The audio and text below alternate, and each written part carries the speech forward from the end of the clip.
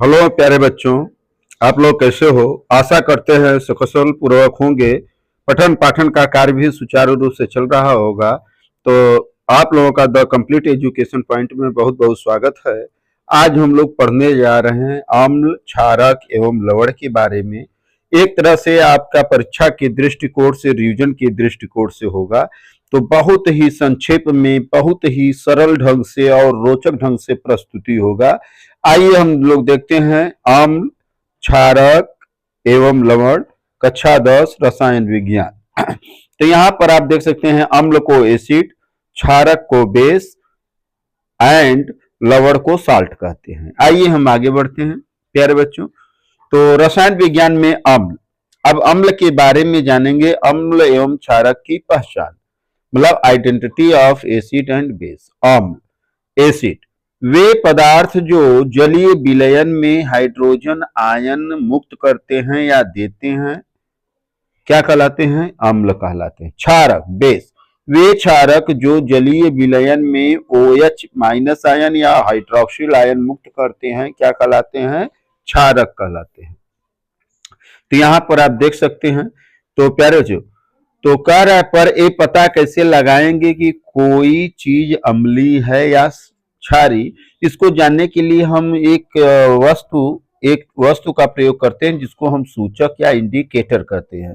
तो इसमें जब हम इंडिकेटर मिला देते हैं, वह इंडिकेटर ही बताएगा कि वह मिलाया गया पदार्थ अम्ल है या क्षारक है। आइए हम आगे देखते हैं प्यारे बच्चों। तो सूचक क्या होता है? सूचक को इंग्लिश में इंडिकेटर कहते हैं।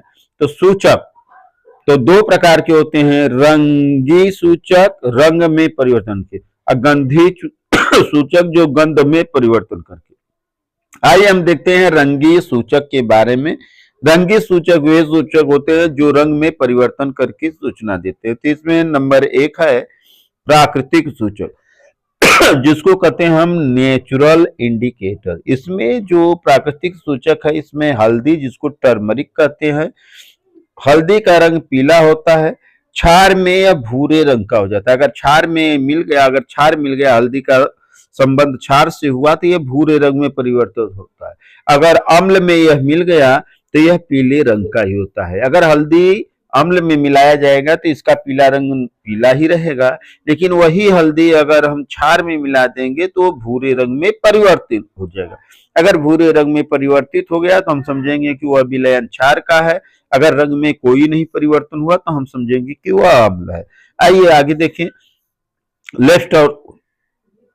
लेफ्ट और राइट में देखिए, जैसे स्कूटी के इंडिकेटर की दिशा बताते हैं, वैसे ही अम्ल या क्षार को हम बता सकते हैं, क्योंकि यह रंग परिवर्तन के हिसाब से होगा। आइए आगे देखते हैं। प्राकृतिक सूचक, प्राकृतिक सूचक मतलब जारी है उसमें। तो दूसरा का है लिटमस पेपर। तो नीला लिटमस पेपर अगर अम्ल के साथ संपर्क में आता है तो नीला लिटमस पेपर लाल में बदल जाता है, और लाल लिटमस पेपर अगर क्षार के संपर्क में होता है तो वह नीला हो जाता है। तो अगर हम एक ही विलयन में नीला और लाल दोनों डालें, अगर नीला लाल हो जाए तो हमें अम्ल समझना चाहिए, और लाल अगर नीला हो जाए तो हमें उसे क्षार समझना चाहिए। इसमें है अनिल, अम्ल नीले को लाल कर देता है, छलनी क्षार लाल को नीला कर देता है, यह इसका नाम है प्यारे बच्चों। अब यहाँ देखते हैं लाल पत्ता गोभी, रेड कैबेज कहते हैं, यह अम्ल में लाल ही रहता है। क्षार में अगर हम डालते हैं लाल पत्ता गोभी तो उसका रंग क्या हो जाता है? हरा हो जाता है। तो इस प्रकार से रेड कैबेज भी एक तरह से इंडिकेटर का कार्य करता है। और बी में है संश्लेषित सूचक, कृत्रिम या मानव निर्मित। इसमें पहला है मिथाइल ऑरेंज। अम्ल में लाल रंग होता है और क्षार में इसका पीला रंग हो जाता है। अगर क्षार में मेथिल ऑरेंज मिलाएंगे तो पीला रंग देगा, अगर अम्ल में मेथिल ऑरेंज मिलाएंगे तो वो लाल रंग का हो जाता है। नंबर 2 फिनाप्थलीन। फिनाप्थलीन एक रंगहीन द्रव है, अम्ल में रंगहीन रहता है लेकिन क्षार में गुलाबी रंग हो जाता है। अब गंधी सूचक में आएंगे अल्फैक्टरी इंडिकेटर। अम्लीय या क्षारीय माध्यम में अपनी गंध बदल देते हैं, जैसे लौंग, प्याज, वैनिला एसेंस, नीलगिरी के पत्ते इत्यादि, ये जो हैं गंधी सूचक के अंतर्गत आते हैं। ये गंध से ही बताते हैं कि अम्ल है या क्षार। आइए हम आगे देखते हैं प्यारे बच्चों। अम्ल और क्षार की प्रबलता पीएच स्केल। तो यहाँ पर देखिए, पी मतलब पोटास होता है, शक्ति होता है, एच मतलब हाइड्रोजन आयन होता है। तो पोटास और हाइड्रोजन की आयन को ही पीएच मान कहते हैं। हाइड्रोजन आयन की शक्ति देखिए, अम्लीय प्रकृति का बढ़ता क्रम। तो 7 पर उदासीन होता है, 7 से जैसे जैसे 0 की ओर जाएगा तो अम्लीयता का बढ़ता क्रम होगा। उसी प्रकार 7 से आगे 8 से लेके 14 तक अगर आगे बढ़ रहा है तो क्षारीय की प्रकृति बढ़ती हुई क्रम। 7 से जितना दूर जाएगा उतना ही प्रबल होगा, चाहे अम्ल हो या क्षार हो। अगर 7 हो गया तो उदासीन होगा, न्यूट्रल होगा, जैसे शुद्ध जल होता है। आइए हम आगे देखते हैं। प्रबलता के आधार पर अम्ल और क्षार। तो अम्ल प्रबलता के आधार पर प्रबल अम्ल, तो ज्यादा एच आयन मुक्त करते हैं, जैसे खनिज अम्ल HCl, H2, SO4, HNO3। दुर्बल अम्ल वीक एसिड जो कि कम एच आयन मुक्त करते हैं, जैसे कार्बनिक अम्ल में एस्टिक अम्ल, carbonic acid H2CO3, acetic acid को CH3CO।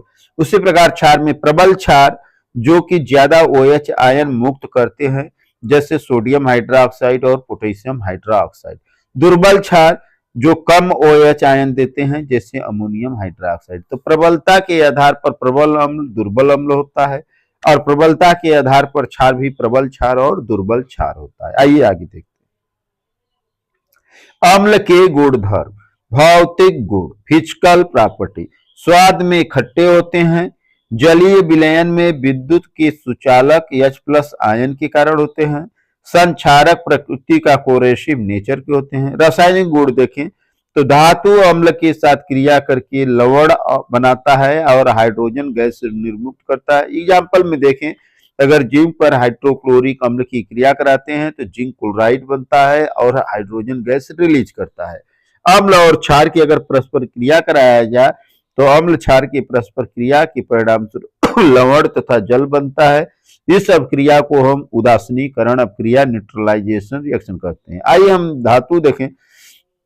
अगर धातु कार्बोनेट या बाइकार्बोनेट है, जब अम्ल के साथ क्रिया करता है तो लवण बनता है, जल बनता है और कार्बन डाइऑक्साइड गैस निकलती है। एग्जाम्पल में देख लें कि धातु कार्बोनेट सोडियम बाइकार्बोनेट है, यहाँ पर हाइड्रोक्लोरिक अम्ल के साथ क्रिया कराएंगे तो NaCl बनेगा, H2O बनेगा और कार्बन डाइऑक्साइड गैस। धात्विक ऑक्साइड का अम्ल के साथ क्रिया, धात्विक ऑक्साइड में मतलब धातु का ऑक्साइड, जैसे कैल्शियम ऑक्साइड, मैग्नीशियम ऑक्साइड है, किसी अम्ल जैसे हाइड्रोक्लोरिक अम्ल के साथ क्रिया करता है तो कैल्शियम क्लोराइड बनता है और जल निकलता है। इससे सिद्ध होता है कि धात्विक ऑक्साइड क्षारीय प्रकृति के होते हैं। आइए आगे देखते हैं। उभयधर्मी ऑक्साइड, एम्फोटेरिक ऑक्साइड। ऑक्साइड जो अम्लीय और क्षारीय दोनों व्यवहार प्रदर्शित करते हैं उसे हम उभयधर्मी ऑक्साइड या एम्फोटेरिक ऑक्साइड कहते हैं, जैसे जिंक ऑक्साइड, जैसे एल्यूमिना Al2O3। जिंक ऑक्साइड पर हाइड्रोक्लोरिक अम्ल की क्रिया कराएंगे तो जिंक क्लोराइड बनेगा और H2O निकलेगा। यहाँ पर जिंक ऑक्साइड क्षार है। जिंक ऑक्साइड पर 2NaOH का क्रिया कराते हैं, सोडियम जिंकेट बनेगा, Na2ZnO2 को सोडियम जिंकेट कहते हैं, प्लस H2O। यहाँ पर जिंक ऑक्साइड अम्ल के रूप में है। तो यह रहा है आपका उभयधर्मी गुण कि जिंक ऑक्साइड दोनों गुणों को दर्शा रहा है, अम्लीय गुण भी दर्शा रहा है और क्षारीय गुण दर्शा रहा है, इसलिए इसको हम एम्फोटेरिक ऑक्साइड कहेंगे।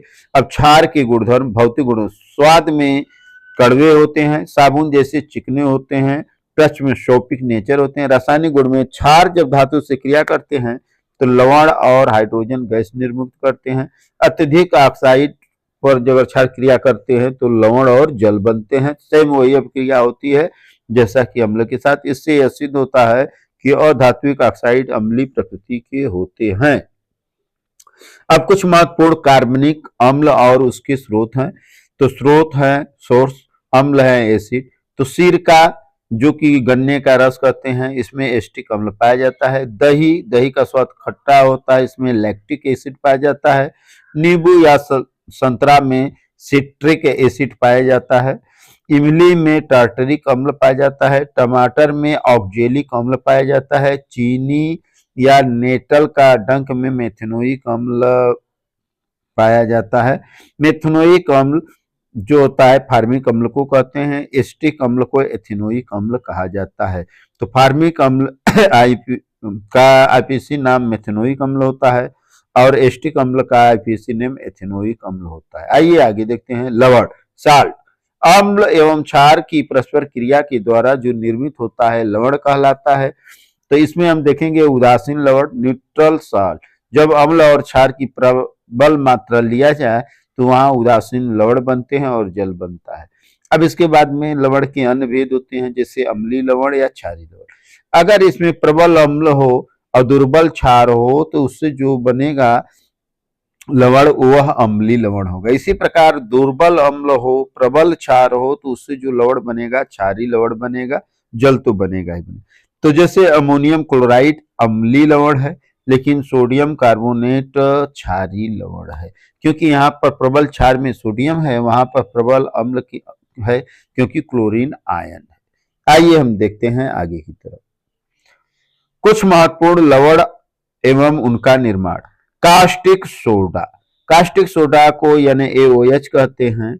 तो यह क्लोर क्षार प्रक्रम विद्युत अपघटन से होता है। विरंजक चूर्ण कैल्शियम ऑक्सी क्लोराइड कहते हैं। यह क्लोर क्षार प्रक्रम से प्राप्त Cl2 है, शुष्क बुझा हुआ चूना के साथ क्रिया करता है। अब साधारण नमक यानी Cl होता है, जो कि एक कच्चा पदार्थ लेते हैं, जैसे प्लास्टर ऑफ पेरिस इसमें है CaSO4 डॉट हाफ H2O या CaSO4 का ट्वाइस हाफ डॉट H2O।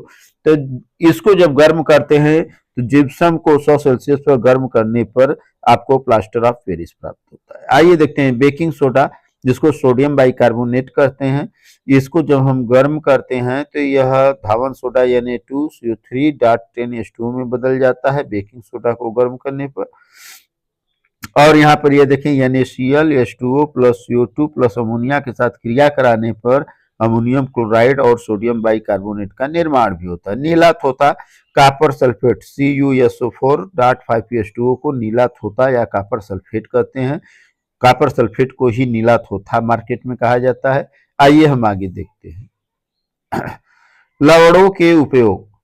तो लवणों के उपयोग में कास्टिक सोडा है, सोडियम हाइड्रोक्साइड साबुन अपमार्जक बनाने में, ग्रीस हटाने में, धावन सोडा वॉशिंग सोडा जल की अस्थायी कठोरता हटाने हेतु ये इंपॉर्टेंट है। कांच साबुन कागज उद्योग में, बोरेक्स के निर्माण में, बोरेक्स का सूत्र होता है Na2B4O7 और कपड़े के सफाई में क्लीनिंग ऑफ द क्लॉथ होता है। बेकिंग सोडा खाने वाला सोडा जिसका खास सामग्री को कुरकुरा बनाने में, अपच के उपचार में, एंटी एसिड के रूप में, बेकिंग पाउडर बनाने में, सोडा अम्ल के अग्निशामक में भी होता है। सोडा अम्ल का उपयोग हम अग्निशामक में करते हैं। आइए आगे देखते हैं लवणों के उपयोग जारी है अभी। विरंजक चूर्ण और plaster of Paris, plaster of Paris को POP कहते हैं, विरंजक चूर्ण को ब्लीचिंग पाउडर कहते हैं। तो ब्लीचिंग पाउडर का उपयोग पहला है सूती वस्त्रों की विरंजन करने हेतु रंग उड़ाने के लिए होता है, जल को जीवाणु रहित करने में या जल जीवाणु रहित करने में होता है। इसके साथ में कागज उद्योग में भी हम विरंजक चूर्ण का उपयोग करते हैं। प्लास्टर ऑफ पेरिस का हम उपयोग टूटी हड्डियों को जोड़ने में करते हैं, मूर्तियों एवं सजावट के सामान या खिलौने बनाने में किया जाता है। आइए आगे देखते हैं। तो आज के लिए इतना ही प्यारे बच्चों। तो यह वीडियो आप लोगों को कैसा लगा? अगर अच्छा लगता है तो लाइक करिए, शेयर करिए, अपने दोस्तों में सब्सक्राइब करना न भूलें। धन्यवाद, thank you so much nice. कल पुनः फिर मिलेंगे।